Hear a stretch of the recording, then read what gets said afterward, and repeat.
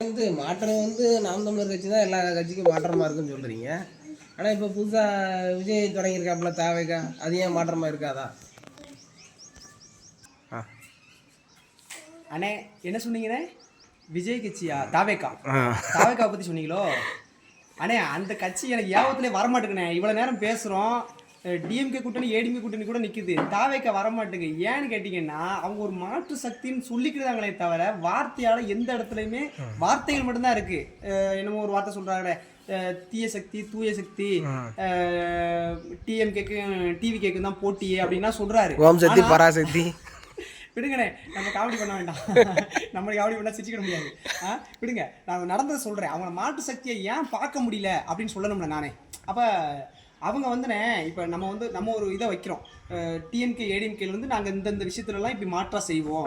DMK ADMK ஆட்சி காலத்தில் தான் இந்த நாசகர திட்டங்கள் கொண்டு வந்தாங்க. அதுக்கெல்லாம் ஒரு சொல்யூஷனாக தான் நாங்கள் இந்த தீர்வுகளை கொடுக்குறோம்னு சொல்லி செயல்பாட்டு வரைவுகளை கொடுத்து என்னென்ன தீர்வு வரும் நம்ம நாம் தமிழர் கட்சி பரப்புரை பண்ணிக்கிட்டு இருக்கு. அப்போ இலவசங்கள் வேண்டாம், இந்த மாதிரி எல்லா இடங்களையும் ஓட்டு பணம் கொடுக்கூடாது, மது கொடுக்கூடாது, பரிசு பொருள் கொடுக்கூடாது, வாழ்கொடி கோலம் போடக்கூடாது, அரசியலை முற்றுமுழுதாக தான் மாற்றணும் அப்படின்னு சொல்லி தமிழ் தேசிய அரசியல் வேற மாதிரி கட்டமைச்சுக்கிட்டு இருக்கு. இப்படித்தான் போய்கிட்டு இருக்குன்னு வச்சுக்கோங்க.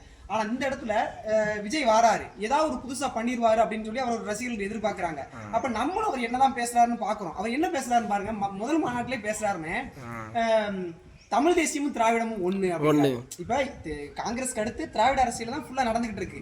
அப்ப அந்த இடத்துல வந்துகிட்டு முழுக்க முழுக்க இவரு தமிழ் தேசியம் பேசுவாரு இல்ல திராவிடம் பேசுவாருன்னு பார்த்தா கமலஹாசன் மாதிரி, கமலஹாசன் மையம் சொன்னாரு தெரியுமா, இது உள்ள மையம் சொன்னாரு மாதிரியே தமிழ் தேசியம் ஒரு கண்ணு, திராவிடம் ஒரு கண்ணு, நடுவுல ஆமா அப்படி லாரில அடி விடாம எதுல அடி அப்படி சொல்லிக்கிறாரு. அப்புறம் பாத்தீங்கன்னா நான் இலவசம் கொடுப்பீங்களா கொடுக்க மாட்டீங்களான்னு கேட்டா அவரா ஒரு பதில் சொல்லிக்கிறாரு.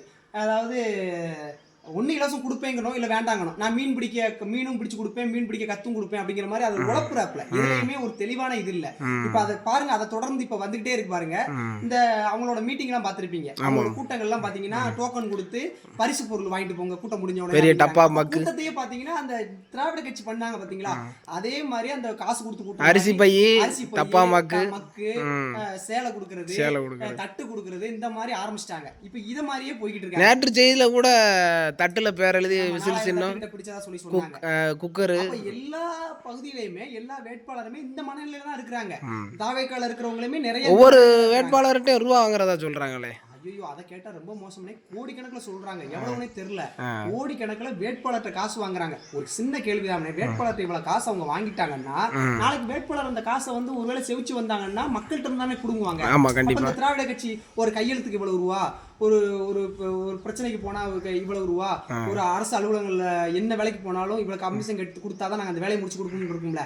ஏன்னா அரசியல்வாதி அதிகாரிகிட்ட கேட்பான், அரசு அதிகாரிகள் கேட்பான். அப்ப அரசு அதிகாரி ஃபுல்லா கமிஷன் வாங்குற வேலையை தெளிவா பார்ப்பாங்க. இந்த வேலையை தான் திராவிடம் ஏற்கனவே பண்ணிக்கிட்டு இருக்கு. திமுக அதிமுக ஜெயிக்கும் போதெல்லாம் இதைத்தான் பண்ணிக்கிட்டு இருக்கு. அப்ப அதே சூழலை உருவாக்குற வேலையை தான் இவங்களும் பண்ணுவாங்க. அதனாலதான் இப்ப நம்ம தாவேக்கானாலே நமக்கு கொஞ்சம் மாற்றம் சொல்ல முடியாது, ரொம்ப கஷ்டமா இருக்கு, சொல்லுது. ஆனா அது கூட நம்ம உறவுகளும் இருக்கிறாங்க அப்படிங்கும்போது ரொம்ப சங்கடமா இருக்கு. நம்ம அண்ணன் தம்பி எல்லாருமே அதுல பயணிக்கிறேன்னு சொல்லும் போது அவங்க நம்ம எவ்வளவு முயற்சி பண்றோம், தனிப்பட்ட முறையில வீடியோ மூலமா பேசாம தனிப்பட்ட முறையில பேசுறதுக்கு முயற்சி பண்றோம். ஆனா அவங்க ஓடிடுறாங்க, பேசுறதே கிடையாது, ஒத்துழைக்க மாட்டாங்க, இன்னும் பேசுறதே கிடையாது. கட்சி அரசியல் பேசினாலே ஓடிடுறாங்க. நீ பேசுனா சண்டைக்குள்ள வருவாங்க. நம்ம சொல்றோம், ஆனா கட்சி இப்போ வந்தது, தம்பி கட்சி இப்போ வந்தது, நம்ம முன்னாடி அண்ணன் தம்பியா இருக்கவங்க, மாமா மச்சானா இருக்கவங்க, நமக்குள்ள பேசிக்கிடுவோம்ப்பா, நம்ம எல்லாரும் சேர்ந்து ஒரு நல்ல அரசியலுக்காக அணியமாவோம் அப்படின்னு கேட்கிறோம். ஆனா அவங்களுக்கு தயாரா இல்ல. அப்படிங்கறதுனாலதான் இப்ப காணொலி மூலமா பேச வேண்டியிருக்குது. கண்டிப்பா எந்த வகையிலையும் இது மாற்று அரசியல் இல்ல. ஒரு அவர் சொன்ன பாணியில பார்த்தா தூய சக்தி இல்ல, தீய சக்தி. ஆமா, அப்படிதான் சொல்ல வேண்டியிருக்கும். சரி அண்ணே, இன்னொன்னு சொல்லிக்கிறதானே, அதாவது ஒரு அரசியல் தலைவருங்கிறது எப்படி வரணும் அப்படின்னா, இப்ப நம்ம இருக்கும்னே, நம்ம அரசியலுக்கு எப்படி வந்தோம் உங்களுக்கு தெரியும். நம்ம உள்ளூர் அரசியல், நம்ம அரசியலுக்கு வரணும்னா நமக்கு என்ன கிடையாது, சின்ன சின்னதா பிரச்சனை பாட்டுக்கு ஒரு மரக்கண் நட, பணவத நட, மரக்கண் நட்டு வைக்க, நம்ம பகுதியில ஒரு பெண்கள் கழிப்பறை முத பண்ண ஒரு 2017 காலகட்டம் நினைக்கிறேன், பெண்கள் கழிப்பறை செயல்படாம இருக்கு, ஆத்துல தண்ணி வந்தா சிரமப்படுவாங்கன்னு நம்ம பசங்களா சேர்ந்து அதை சரி பண்ணோம். இந்த மாதிரி பசங்களா சேர்ந்துதான் ஒரு விஷயமா சரி பண்ணுவோம் அப்படின்னு சொல்லி பேசும்போது ஒரு கட்டத்துல போகும்போது பண்டு அதிகமாகும் போது ஊராட்சி சம்பந்தப்பட்டதா இருக்கு. இருக்கு. ஆமா. அப்ப ஊராட்சி நம்ம காமராஜருக்கு பக்கத்துல ஒரு ரோடு வந்து சரிவா இல்லாம ஸ்கூல் பிள்ளைய விழுந்தாங்க. அப்ப அதை போய் நம்ம வந்து பஞ்சாயத்துல போய் கேட்க போனோம். அப்ப கேட்கும்போது பஞ்சாயத்து தலைவர் சொன்னாங்க, இப்ப எங்கிட்ட ஃபண்ட் இல்ல, எலெக்ஷன் முடிஞ்சிருச்சு, நீங்க ஃபண்டெல்லாம் கொடுக்க முடியாதுனாங்க. அப்பதான் நம்ம பார்வை அரசியல் மேல படுது. அப்ப பல பிரச்சனைகள், சின்ன சின்ன குட்டி குட்டி பிரச்சனையை பார்க்கும்போது ஒரு பிரச்சனை வந்து அரசியல் அதிகாரம் தேவைப்படுது.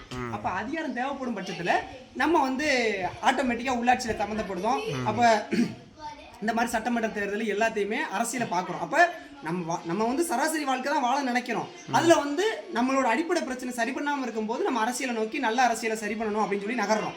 இப்படித்தான் நம்ம சாதாரண ஒரு அரசியல் பேசுகிறவங்களே. அப்போ ஒரு அரசியல் கட்சியோட தலைவர் எப்படி இருக்கணும்? எந்த பிரச்சனை வந்து உயிருக்கு போராடிக்கிட்டு இருக்கான், உயிர் ஒரு நச்சு ஆலை செயல்படுது, ஒரு கனிம வள கொள்ளை போகுது, மக்கள் வந்து வாழ்வாதாரத்துக்கே போராடிக்கிட்டு இருக்கான், அவ்வளோ மோசமான சூழல் இருக்கு. அப்போ அதுக்கு வந்து வாய்ஸ் கொடுக்கணும், அவங்களோட சொந்த கருத்தை சொல்லணும். இப்போ அதுவும் விஜய் மாதிரி ஒரு அரசியல் கட்சியெல்லாம் ஒரு அரசியல் தலைவர் அவர் முன்னெடுக்க நினைக்கிறாரு அப்படின்னா அவரு சராசரி மனுஷனாவே ஒரு மீடியாவை பார்த்து எனக்கு மக்கள் இப்போ அவர் என்ன செஞ்சாருன்னா, இப்போ நீட் தேர்வில் அனிதா இறந்ததை போய் பார்த்தாரு. அப்புறம் கள்ளக்குறிச்சி முடிச்சுக்கிறேன். நீட் தேர்வில் அனிதா இறந்த போய் பார்த்தாரு. கள்ளக்குறிச்சியில் 50 பேர் சாராயம் குடிச்சு இறந்தப்போ போய் பார்த்தாரு. அடுத்து பார்த்தீங்கன்னா அந்த இப்போ நம்ம காவல்துறையால் அடிபட்டு இறந்தாப்புல அஜித்குமார், அவரை போய் பார்த்தாப்புல. இதுக்கு மேலே அவர் என்ன செய்ய நினைக்கிங்க? இல்ல அவர் பார்க்கறதுங்க மேட்ரு கிடையாது. பார்க்கறது யாருக்கும் தெரியாம போய்கிட்டு கர்ச்சிப்புல முகத்தை கட்டிக்கிட்டு போய் நான் ஜல்லிக்கட்டுக்காக போராடினேன், அனிதா வீட்டுக்கு போனேன், லாக்அப் டெத்தை போய் பார்த்தேன் அப்படிங்கிறது அது வந்து சரியான அணுகுமுறை கிடையாது. பார்க்கணும் தான், அது வந்து அது ஒரு மாதிரியானது. ஆனா அதை விட முக்கியமானது என்ன தெரியுமா? அரசுக்கு சரியான அழுத்தம்னா எப்படி கொடுக்கணும்னா, மீடியா முன்னாடி நின்று தன்னோட இந்த வழக்கு மக்கள் இந்த இதுல பாதிக்கப்பட்டிருக்காங்க அப்படின்னா அதுல மக்கள்கிட்ட வந்து கருத்தை சொல்லணும், தன்னோட கருத்தை சொல்லணும். அவர் வந்து பெரிய பிரபலமா வேற இருக்கிறாரு. அவரோட தமிழ்நாடு முக்கிய ஊடகங்கள்லாம் இது ஸ்ப்ரெட் பண்ணுவாங்க. அவரோட கருத்தை சொல்லும் போது கூட கொஞ்சம் அழுத்தம் கொடுக்கணும். அப்ப அழுத்தம் அதிகமாகும் போது அந்த துறை சார்ந்த அதிகாரிகள் வந்து அதுக்கு மக்களுக்கு சார்பான ஒரு நடவடிக்கை எடுத்தே ஆகுவாங்க. அப்ப அந்த அழுத்தத்தை மீடியா மூலமா ஏன் கொடுக்கல அப்படிங்கிற கேள்விதான் நம்ம வைக்கிறோம்.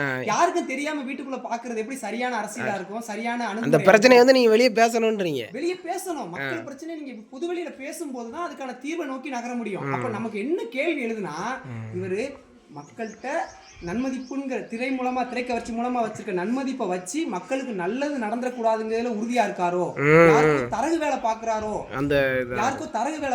வேற யாரையும் ஜெயிக்க வைக்கிறதுக்காக ஒரு பிம்பத்தை உருவாக்குறாரோ அப்படின்னு தோணுது. ஏன்னா மக்கள் பிரச்சனை இவர் ஒரு சக்தியா உருவாக்க நினைச்சாருன்னா மக்கள் பிரச்சனையே பொது வழியில பேச மாட்டேங்க. அப்ப எனக்கு அப்படியே அந்த தரகு எந்த ஒரு பிரச்சனைக்கும் போராட்டம் பண்ண மாட்டேன். கமலஹாசன் மாதிரி ஒரு தரகரா செயல்படுறாரு. எலெக்ஷனுக்கு அடுத்து ஒரு நல்ல இது தெரியும். சரிங்களா? பொறுத்து இருந்து பாப்போம். சரி, நம்ம எல்லாரும் சேர்த்து எல்லாத்துக்கும் சேர்த்து தானே நம்ம அரசியல் பண்றோம். கண்டிப்பா.